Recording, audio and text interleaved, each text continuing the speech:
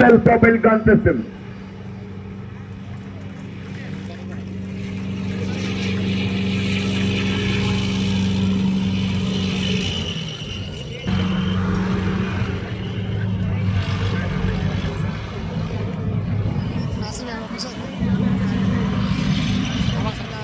Deolali field firing range येथे वार्षिक अग्निशमन शक्ती प्रात्यक्षिक संपन्न.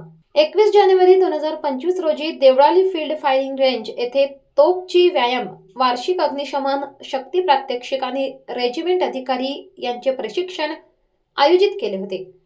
Lieutenant general Navneet Singh Sarna, commandant school of artillery किंवा डिफेन्स सर्व्हिसेस फॉरवर्ड कॉलेज, वेलिंग्टनचे विद्यार्थी अधिकारी, नेपाळ आर्मी कॉलेजचे डिफेन्स सर्व्हिसेस टेक्निकल कोर्सेसचे विद्यार्थी, ट्रेनिंग अकादमीचे कॅडेट, वरिष्ठ मान्यवर भारतीय यांनी प्रशिक्षण व मार्गदर्शन केले.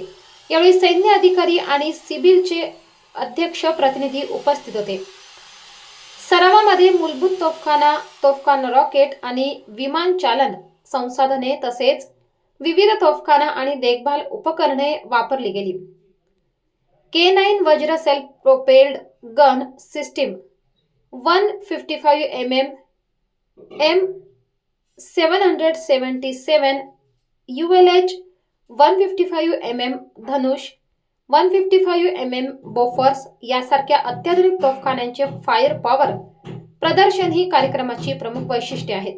त्याचबरोबर Pinaka, स्मर्च, swarm drone, loitering munition आणि प्रगत ड्रोन तंत्रज्ञानाची प्रात्यक्षिकेही झाली. ही प्रात्यक्षिके भारतीय लष्कराच्या कोणत्याही आव्हानासाठी सज्ज राहण्याच्या क्षमतेची पुष्टी करते आणि आत्मनिर्भर भारतच्या तत्वानुसार स्वदेशी संरक्षण क्षमता प्रदान करते. तोपची हे अत्याधुनिक स्वदेशी निरीक्षण आणि तोफखाना क्षमता आणि भारतीय सेनेचे कल्याण साधण्यासाठी अग्निशमन क्षमतेच्या ग्राउंडिंगचा एक उत्कृष्ट साक्ष आहे.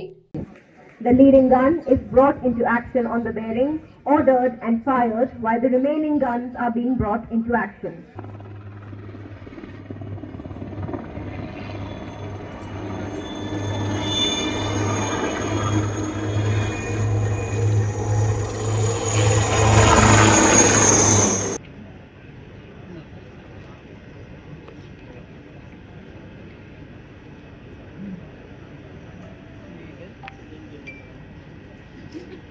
Ladies and gentlemen, can we request a huge round of applause for the brave heart of 9 Parachute Train Regiment.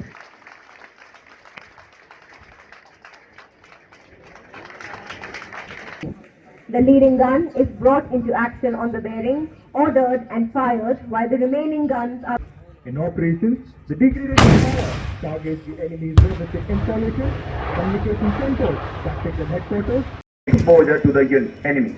Helicopters, ex-Blue Land Army Aviation Squadron, based trajectory correction system, automated laying and fire control system, and a fully computerized command post enable the smart rocket to achieve an accuracy of just 0.41% of the range. Destruction of the enemy.